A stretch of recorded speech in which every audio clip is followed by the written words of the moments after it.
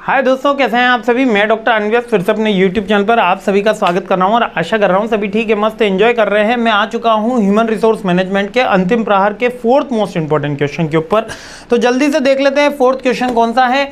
बहुत ही सिंपल सा क्वेश्चन पूछा गया है। यहाँ पर दो क्वेश्चन का कॉम्बिनेशन है, या तो आपसे पूछ लेगा रिसेंट ट्रेंड पूछ लेगा रिक्रूटमेंट में, या मेथड पूछ लेगा। अच्छा, मेथड के अंदर दो ही मेथड है, इंटरनल रिक्रूटमेंट और एक्सटर्नल रिक्रूटमेंट। इंटरनल यानी कि विद इन द कंपनी और एक्सटर्नल यानी आउटसाइड ऑफ द कंपनी, है ना। तो मेथड क्या है इंटरनल पे कि किसी को डिमोशन दे दो, इंक्रीमेंट दे दो, ट्रांसफर दे दो, प्रमोशन दे दो, तो वही सारे के सारे अपने इंटरनल में हो गए। और एक्सटर्नल में क्या करते हैं अपन, वेबसाइट के थ्रू एडवर्टीजमेंट कर रहे होते हैं, रिक्रूटमेंट एजेंसीज होती है, कैंपस ड्राइव्स होती हैं और जॉब फेयर्स लगा रहे होते हैं और वॉक इन्स होते हैं। ये एक्सटर्नल में टाइप्स हो गए। और रिसेंट ट्रेंड, अब ये क्वेश्चन बार बार पूछा जाए है ना इंटरनल के अंदर, recent trends in the recruitment. अब रिसेंट ट्रेंड के अंदर क्या है, जैसे रिमोट वर्क आया है, आर्टिफिशियल इंटेलिजेंस का यूज होना शुरू हुआ है ना, वर्क फ्रॉम होम आया है ना, और सोशल मीडिया से भी रिक्रूटमेंट शुरू हो गए। लिंक्डइन पे आप सबका प्रोफाइल होना चाहिए। मैं वापस से रिपीट कर रहा हूँ, मैंने बार बार बोला है, लिंक्डइन पर हर MBA स्टूडेंट का प्रोफाइल होना चाहिए और वहीं से जॉब की एक बहुत सारी अपॉर्चुनिटीज़ निकलती है। इवन मेरे को भी एक अपॉर्चुनिटी लिंक्डइन के थ्रू मिली थी लाइफ के अंदर। हाँ, वो मैं ज्वाइन नहीं कर पाया था, लेकिन मेरा उसके थ्रू सिलेक्शन एक अच्छी कंपनी के अंदर हुआ था। ठीक है, डाइवर्सिटी भी अब क्या सोचा जा रहा है, अब ये नहीं सोचा जा रहा है कि एक HR का बंदा हो वो फाइनेंस का काम न करे, जो HR का बंदा हो वो IT का काम न जाने।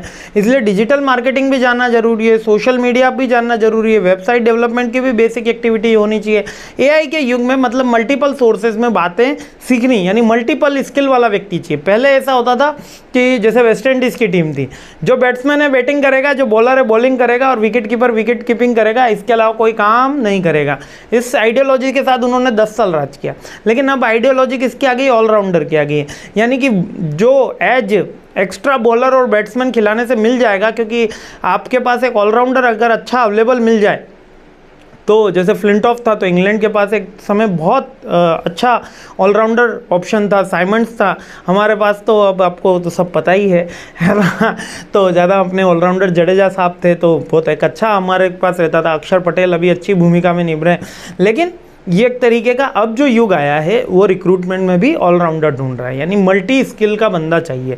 ऐसा ना हो कि आप HR के बंदे और आपको मार्केटिंग की आइडियोलॉजी नहीं पता, या HR मार्केटिंग के और फाइनेंस के बारे में नहीं पता। तो थोड़ा थोड़ा नॉलेज, बेसिक नॉलेज तो होना चाहिए, नहीं कि डीप नॉलेज, एडवांस नॉलेज चाहिए, बेसिक नॉलेज तो चाहिए। तो एम्प्लॉय की ब्रांडिंग भी हो रही है आजकल, है ना। एक्सपीरियंस भी आजकल बहुत ज़्यादा काउंट हो रहा है कि कौन सी कंपनी किस इंस्टीट्यूट के साथ में आपने वर्क कर रखा है।